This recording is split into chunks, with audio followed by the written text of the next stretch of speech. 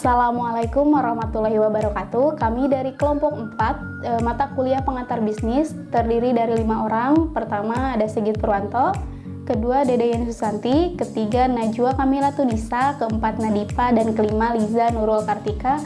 Di sini kami akan menjelaskan mengenai mengembangkan produk dan menetapkan harga dari mata kuliah pengantar bisnis. Saya Dede Yeni Susanti, mahasiswi STIS TEMI Bandung Business School NPM 101190076 dari jurusan Manajemen S1 kelas B2. Di sini saya akan menjelaskan mengenai mengembangkan produk dan menetapkan harga. Nah, dalam mengembangkan produk dan menetapkan harga ada paket nilai yang harus kita ketahui. Nah, paket nilai tersebut adalah produk yang berhasil adalah merupakan paket nilai yang memberikan ciri khas yang benar serta manfaat yang tepat. Nah, berarti dalam produk ini tidak semata-mata hanya menjual produk saja, tetapi harus ada kebermanfaatannya dari produk tersebut sesuai kebutuhan konsumen. Lalu ada pula paket nilai adalah produk yang dipasarkan sebagai kumpulan atribut bernilai tambah termasuk biaya yang masuk akal. Nah, ada ciri khasnya. Ciri khasnya adalah sifat berwujud dan tidak berwujud yang dibangun perusahaan ke dalam produk-produknya. Nah, selain paket nilai yang harus kita ketahui, ada juga mengklasifikasi barang dan jasa. Klasifikasi menurut calon pembeli ada 3 kategori. Yang pertama adalah barang dan jasa sehari-hari, kedua barang dan jasa belanja, yang ketiga barang dan jasa khusus. Lalu produk produksi dibagi menjadi 2 bagian. Yang pertama adalah barang biaya beban, yang kedua adalah barang modal. Lalu selain dari mengklasifikasi barang dan jasa ada pula bauran produk. Nah, bauran produk ini adalah kelompok yang dibuat oleh suatu perusahaan agar tersedia untuk dijual, apakah itu produk konsumsi, produk industri, atau keduanya. Lalu ada juga lini produk adalah kelompok yang serupa yang dimaksudkan untuk pembeli yang serupa tetapi tidak identik, yang akan membeli dengan cara yang sama. Lalu, nah, bila perusahaan berekspansi melebihi lini produk yang ada, maka hasilnya akan multiple atau berganda, yaitu produk lain. Sebelumnya, perkenalkan, nama saya Sigit Purwanto, saya mahasiswa STIS TEMI jurusan S1 Manajemen kelas B2. Pada kesempatan kali ini saya akan menyampaikan materi tentang mengembangkan produk dan menetapkan harga untuk memenuhi permintaan dari dosen. Mengembangkan produk-produk baru. Untuk dapat bertahan, perusahaan harus mengembangkan dan memperkenalkan serangkaian produk baru dihadapkan pada persaingan dan pergeseran pemilihan konsumen.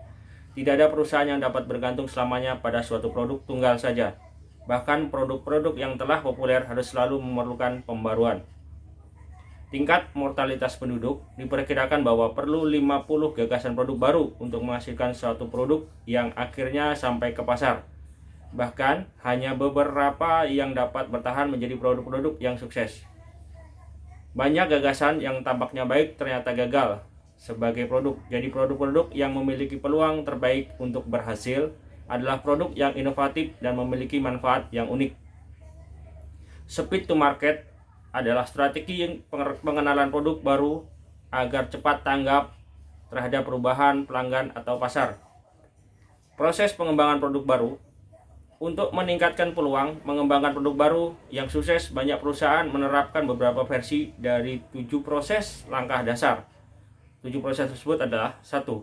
Gagasan produk, 2. Penyaringan, 3. Pengujian konsep, 4. Analisis bisnis, 5. Mengembangkan prototipe, yang keenam pengujian produk dan pemasaran, 7. Komersialisasi.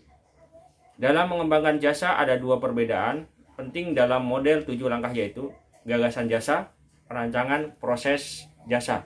Perkenalkan, nama saya Najwa Kamila Tunisa dari kelas B2 kelompok 4.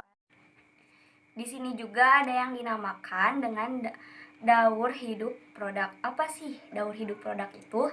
Nah, daur hidup produk itu yaitu serangkaian tahap kehidupan produk dalam menghasilkan laba. Ada satu produk sudah masuk ke dalam pasar, maka produk itu sudah masuk dalam daur hidup kehidupan atau produk life cycle PLC. Nah, ada 4 PLC yang diterapkan di berbagai macam produk. Yang pertama ada perkenalan, yang kedua ada pertumbuhan, yang ketiga ada dewasa, dan yang keempat ada penurunan. aspek bauran di pemasaran produk, price, and promotion diuji kembali di setiap masing-masing daur hidup. Itu adalah beberapa langkah cara pengusaha bisa memperpanjang proses daur hidup produk. Sedangkan di pasar luar negeri, mereka melakukan tiga pendekatan untuk memperpanjang masa daur produk. Yang pertama ada perluasan produk, yang kedua adaptasi produk, dan yang ketiga ada pengenalan. Nama saya Nadifa Afin El-Gaida dengan NPM 101190050.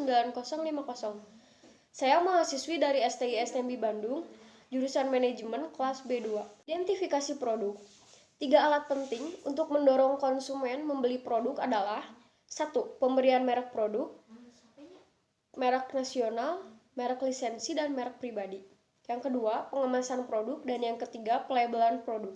Menetapkan harga.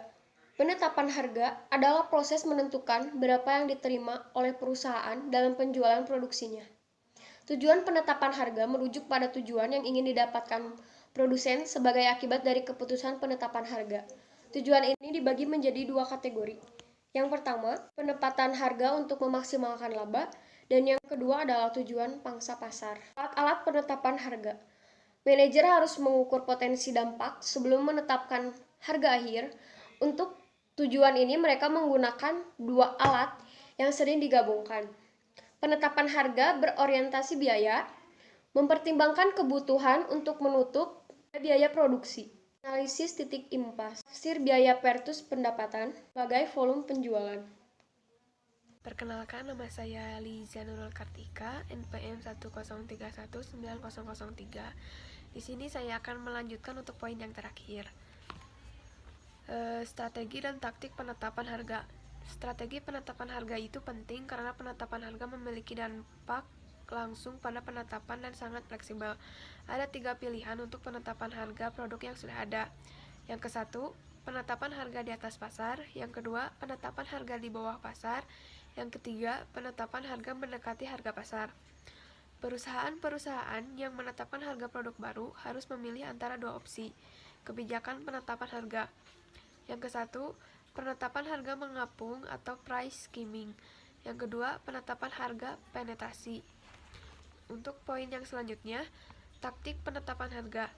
Tanpa memandang strategi penetapan harganya, perusahaan dapat menerapkan 1 atau lebih taktik penetapan harga seperti yang ke-1, penetapan harga lini.